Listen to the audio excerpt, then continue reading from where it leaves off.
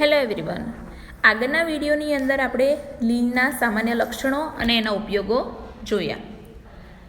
હવે આપણે આ વિડીયોની અંદર લીલના મુખ્ય 3 વર્ગો છે, ક્લોરોફાયસી, ફિયોફાયસી અને રોડોફાયસી.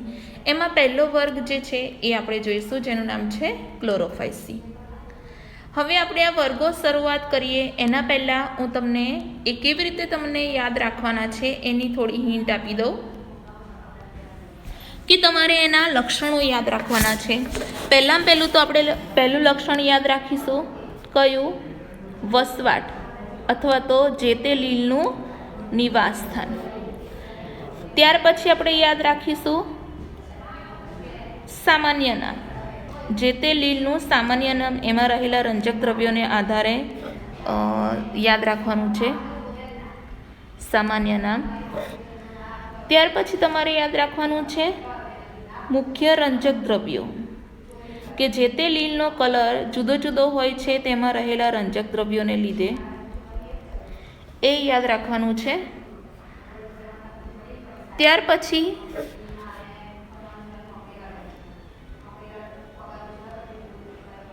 ખોરાક સંગ્રહ, કે વધારાના ખોરાકનો સંગ્રહ કયા સ્વરૂપે થાય છે, બરાબર. ત્યાર પછી તમે એની કોષ રચના, જે તે લીલની કોષ રચનાને પણ યાદ રાખી શકો છો. કોષ રચનાની સાથે સાથે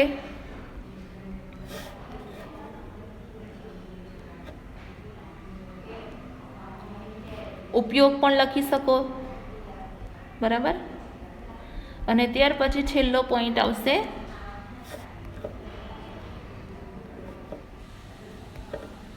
પ્રજનન, જે આપણે એના સામાન્ય લક્ષણોમાં જોઈ લીધું છે, બરાબર.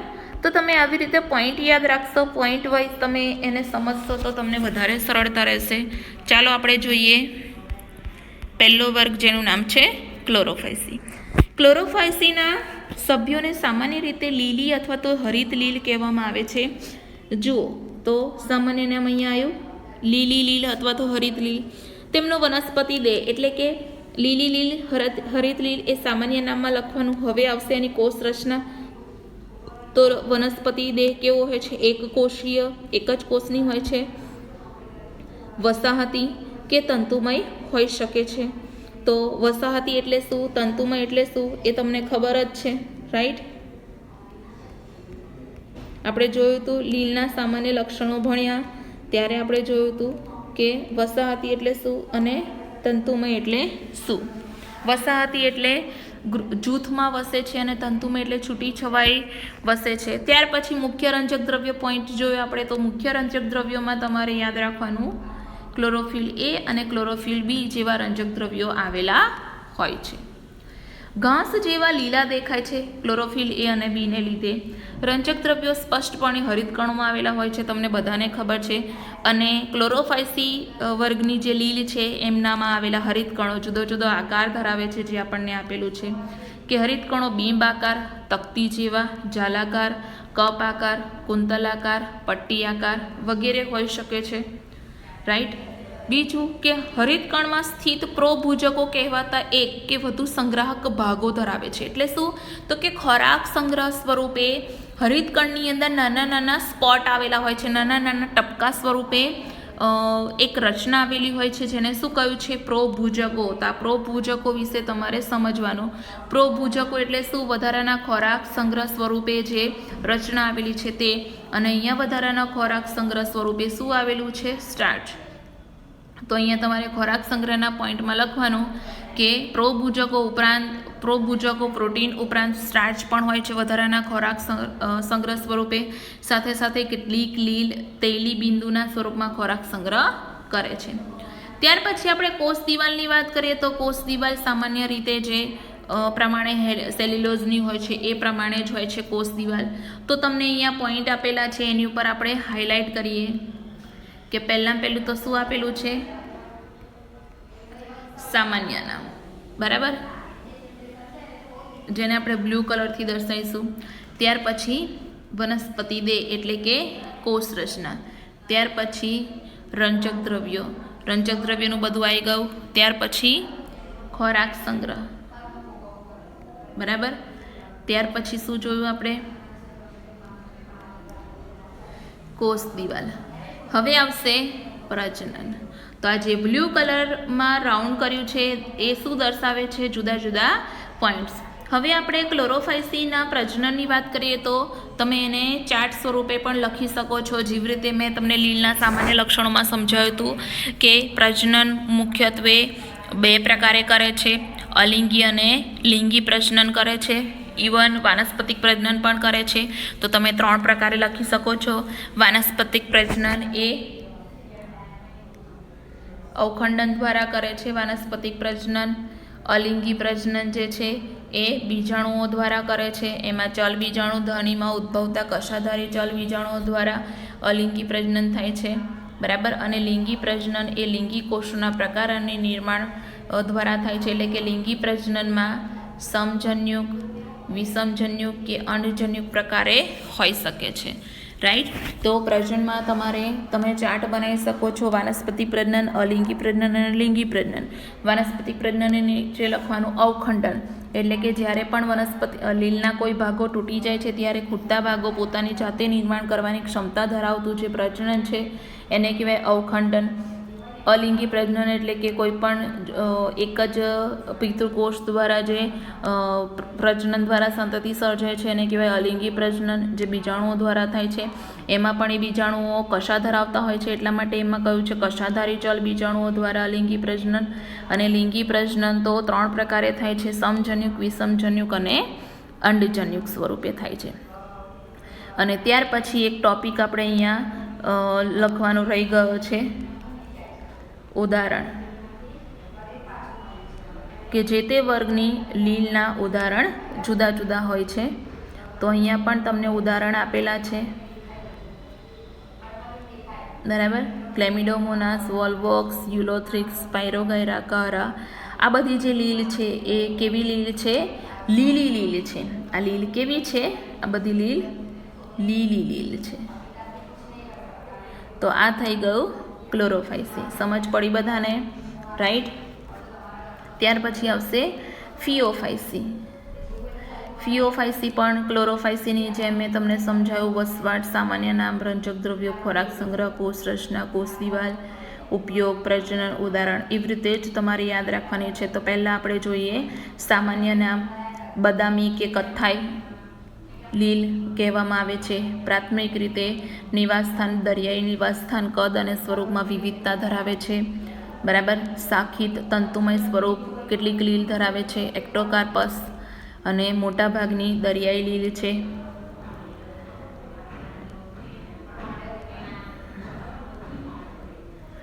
બીજું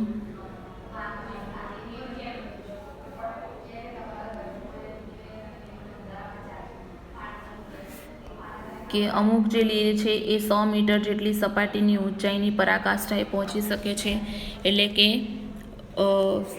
દરિયાની અંદર પણ એવી લીલ જોવા મળે છે, બદામી કે કથ્થાઈ લીલ. રંજક દ્રવ્યોની વાત કરીએ તો એ રંજક દ્રવ્યો ક્લોરોફિલ એ, ક્લોરોફિલ સી, કેરોટીનોઇડ અને ઝેન્થોફિલ, આ 4 રંજક દ્રવ્યો ધરાવે છે. સાથે સાથે ઝેન્થોફિલ અને ફ્યુકોઝેન્થિન જેવા રંજક દ્રવ્યોની પ્રમાણને લીધે એ ચમકતા લીલા રંગના દેખાય છે.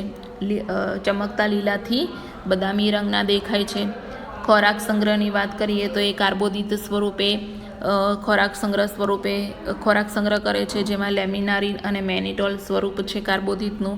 એટલે કે એક પ્રકારના શું છે? પોલિસેકેરાઇડ. આ યાદ રાખવાનું છે. લેમિનારિન અને મેનિટોલ એ શું છે? એક પ્રકારના પોલિસેકેરાઇડ. પોલિસેકેરાઇડ શું છે એ તમે જ્યારે 9મું ચેપ્ટર ભણશો ત્યારે તમને ખબર પડશે, રાઈટ. ત્યાર પછી આપણે કોષ દિવાલની વાત કરીએ તો સેલ્યુલોઝની બનેલી હોય છે. બહારની બાજુએ આલ્જીનના જિલેટિન આવરણ દ્વારા આવૃત. આલ્જીન એક પ્રકારની શું છે? લીલ, જે આપણે લીલના ઉપયોગોમાં જોયું હતું. સાથે સાથે જીવરસ એ રંજક કણો પણ ધરાવે છે અને સાથે સાથે મધ્ય ભાગે રસધાની ધરાવે છે. એટલે કે આ એના કોષની રચનાની વાત કરી છે. ત્યાર પછી વિશિષ્ટતા શું છે? તો કે એમનામાં વનસ્પતિ દેહમાં અમુક અંગો આવેલા હોય છે. વનસ્પતિ દેહ સ્થાપક અંગ અને દ્રઢ ગ દ્વારા આધારક સાથે જોડાયેલો હોય છે. તમને આકૃતિમાં અહીંયા આપેલું છે, આપણે જોઈએ. જો આવી રીતે આ જે મૂલાંગો તમને દેખાય છે, આ જે મૂલાંગો છે એ સ્થાપક અંગ અથવા તો દ્રઢ ગ કહેવામાં આવે છે. જો કે જેથી કરીને એ એક આધારક તરીકે વર્તે છે અને જમીન પર એ જકડાઈ રહે છે. તો એવી રીતે સ્થાપક અંગ અને દ્રઢ ગ દ્વારા આધારક સાથે જોડાયેલા હોય છે. સાથે સાથે વૃંત એટલે કે દંડી જેવું, છત્રિકા વૃત્ત એટલે કે છત્રી આકારનો એક આશરો આધાર અને પર્ણ જેવું પ્રકાશ સંશ્લેષી પ્રપર્ણ ધરાવે છે. તો આ એક વિશિષ્ટતા છે વનસ્પતિ દેહ કે બ્રાઉન કલરની, બદામી કલરની જે ફિયોફાઇસી લીલ છે એ ફિયોફાઇસી લીલની અંદર આવી એક વિશિષ્ટતા છે વનસ્પતિ દેહમાં કે જમીન પર સ્થાપવા માટે સ્થાપક અંગ આધારક સાથે જોડાઈને આવેલું હોય છે અને પર્ણ જેવી રચના નથી હોતી પણ પ્રકાશ સંશ્લેષણ કરી શકે એવા એક પર્ણ જેવી રચના આવેલી હોય છે, જેને કે અપુષ્પપર્ણ અથવા તો પ્રપર્ણ. તમારે આ વ્યાખ્યા સમજવાની છે, બરાબર. ત્યાર પછી આપણે વાત કરીએ પ્રજનનની. કે પ્રજનનની આપણે વાત કરીએ તો જેવી રીતે આગળ હતું એવી રીતે 3 પ્રકારના પ્રજનન: વાનસ્પતિક, અલિંગી અને લિંગી. વાનસ્પતિક પ્રજનન અવખંડન દ્વારા, અલિંગી પ્રજનન દ્વિકશાધારી ચલ બીજાણુ દ્વારા, જે નાસપતિ આકારના અને 2 અસમાન પાર્શ્વી રીતે જોડાયેલી કશા ધરાવે છે. અને લિંગી પ્રજનન સમજન્યુક, વિષમજન્યુક અને અંડજન્યુક પ્રકારે જોવા મળે છે. અને જ્યારે પણ લિંગી પ્રજનનમાં જન્યુઓનું જોડાણ થાય ત્યારે એ પાણીમાં કે અંડધાનીમાં હોઈ શકે છે. જન્યુઓ નાસપતિ આકારના છે, 2 પાર્શ્વીય રીતે જોડાયેલી કશા ધરાવે છે અને આ કહેવાય લિંગી પ્રજનન, બરાબર. તો પ્રજનનમાં ખબર પડી 3 પ્રકારે: વાનસ્પતિક, અલિંગી અને લિંગી. વાનસ્પતિકમાં અવખંડન દ્વારા, અલિંગીમાં દ્વિકશાધારી ચલ બીજાણુઓ દ્વારા, એટલે કે વધારે પડતા ચલિત હોય કેમ કે એમાં કશાઓ 2 આવેલી છે. અને લિંગી પ્રજનન તો એઝ ઇટ ઇઝ સમજન્યુક, વિષમજન્યુક અને અંડજન્યુક દ્વારા. સમજન્યુક એટલે કે કદમાં સરખા જન્યુઓ હોય, વિષમજન્યુક એટલે કે કદમાં અસમાન જન્યુઓ હોય અને અંડજન્યુક એટલે કે નાના અને મોટા, એક ચલિત અને એક અચલિત એવા જન્યુઓ હોય અને એના દ્વારા પ્રજનન. અને લાસ્ટ તમને આપેલું છે એના ઉદાહરણ: એક્ટોકાર્પસ, ડિક્ટિયોટા, લેમિનારિયા, સરગાસમ, ફ્યુકસ એના સામાન્ય સ્વરૂપ છે જેમને ફિયોફાઇસીની અંદર સમાવેશ કરવામાં આવે છે. તો આપણે આ જે આખો ટોપિક જોઈએ એના આપણે મુખ્ય મુદ્દાઓની વાત કરીએ તો જુઓ, બ્રાઉન કલરથી હું બ્લુ કલરથી દર્શાવીશ. સામાન્ય નામ, ત્યાર પછી નિવાસ સ્થાન, ત્યાર પછી સ્વરૂપ, બરાબર. ત્યાર પછી આપણે વાત કરીએ તો રંજક દ્રવ્યો, બરાબર. ત્યાર પછી રંજક દ્રવ્યો પછી ખોરાક સંગ્રહ,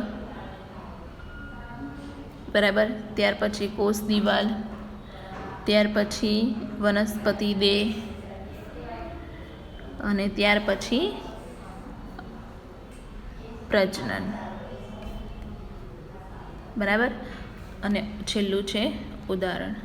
તો જુઓ, આવી રીતે પોઈન્ટ પાડીને તમે યાદ રાખશો તો તમને વધારે સરળતાથી યાદ રહેશે. સાથે સાથે રોડોફાઇસી એટલે કે ત્રીજી અને છેલ્લી લીલ જેનું નામ છે રોડોફાઇસી. રોડોફાઇસીની અંદર પણ આપણે જોઈએ કે આ લીલના જે સભ્યો છે એમને રાતી લીલ અથવા તો લાલ લીલ કહેવામાં આવે છે, કારણ કે તેના દેહમાં ફાઇકોઇરિથ્રિન નામનું રંજક દ્રવ્ય પ્રભાવી હોય છે. એટલા માટે દરિયો પણ લાલ દેખાતો હોય છે, જે હુંફાળા ખારા પાણીમાં વધારે જોવા મળે છે. બીજું કે તેઓ પાણીની સપાટી નજીક વધુ સારા પ્રકાશિત વિસ્તારમાં અને મહાસાગરોમાં વધુ ઊંડાઈએ જ્યાં સાપેક્ષ રીતે એટલે કે ઓછો પ્રકાશ મળે એવા વિસ્તારોમાં જોવા મળે, કાં તો વધારે પ્રકાશવાળા વિસ્તારમાં કાં તો એકદમ ઓછા પ્રકાશવાળા વિસ્તારમાં જોવા મળે. આપણે કોષ રચનાની વાત કરીએ તો સુકાઈ સ્વરૂપે બહુકોષીય હોય છે. એમનું જે આયોજન છે, કોષ રચના છે એ જટિલ છે. ખોરાક સંગ્રહની વાત કરીએ તો ફ્લોરિડિયન સ્ટાર્ચ સ્વરૂપે એક પ્રકારના કાર્બોહાઈડ્રેટ એટલે કે કાર્બોદિત છે, જેના બંધારણમાં એમાઇલોપેક્ટિન અને ગ્લાયકોજન આવેલું હોય છે. એટલે કે એક પ્રકારના પોલિસેકેરાઇડ સ્વરૂપે એમનો ખોરાક સંગ્રહ થાય છે. તમારે અહીંયા યાદ રાખવાનું કયા સ્વરૂપે? પોલીસેકેરાઇડ સ્વરૂપે. અને ત્યાર પછી છેલ્લો પોઈન્ટ પ્રજનનની વાત કરીએ તો અવખંડન દ્વારા વાનસ્પતિક પ્રજનન, અચલિત બીજાણુ દ્વારા અલિંગી પ્રજનન અને અચલિત જન્યુઓ દ્વારા લિંગી રીતે પ્રજનન કરે છે. ઇવન કેટલીક વખત લિંગી પ્રજનન એ અંડજન્યુ પ્રકારે પણ થતું હોય છે. તો એકદમ ઇઝી રીતે સરળતાથી આપણે જોયું રોડોફાઇસી, બરાબર. રોડોફાઇસીમાં આપણે એના ઉદાહરણ જોઈએ તો એના ઉદાહરણમાં પોલિસાઇફોનિયા, ગ્લેસિરારિયા, પોરફાયરા, જેલિડિયમ વગેરે એના ઉદાહરણ છે. શું છે આ એના ઉદાહરણ? તો આપણે મેઇન એના મુદ્દાઓની વાત કરીએ તો મેઇન મુદ્દાઓમાં જુઓ, બ્લુ કલરથી આપણે હાઇલાઇટ કરીશું કે સામાન્ય નામ, ત્યાર પછી રંજક દ્રવ્યો, ત્યાર પછી એમનું નિવાસ સ્થાન,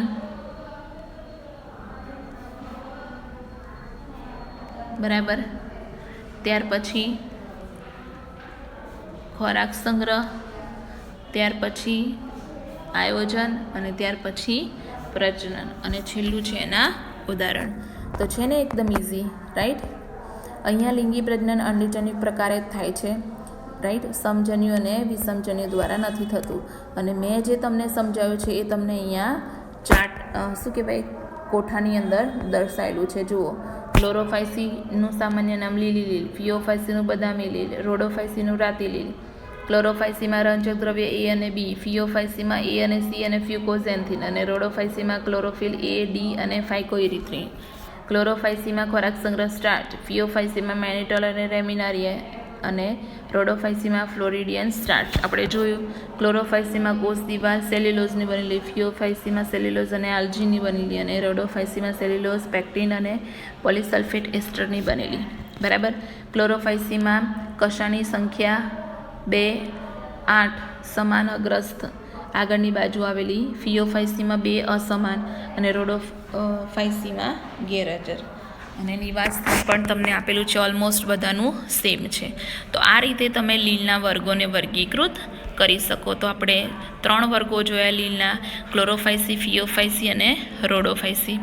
નેક્સ્ટ સેશનની અંદર આપણે લીલ અહીંયા પૂરી થઈ છે. આખી લીલના સામાન્ય લક્ષણો જોયા, લીલના ઉપયોગો જોયા અને લીલના વર્ગો જોયા. હવે આપણે દ્વિઅંગી વનસ્પતિ વિશે અભ્યાસ કરીશું. દ્વિઅંગી વનસ્પતિના લક્ષણો વિશે અભ્યાસ કરીશું અને એના પ્રકાર મોસ અને લીવરવર્ટ્સ છે એના વિશે આપણે નેક્સ્ટ વિડીયોની અંદર જોઈશું.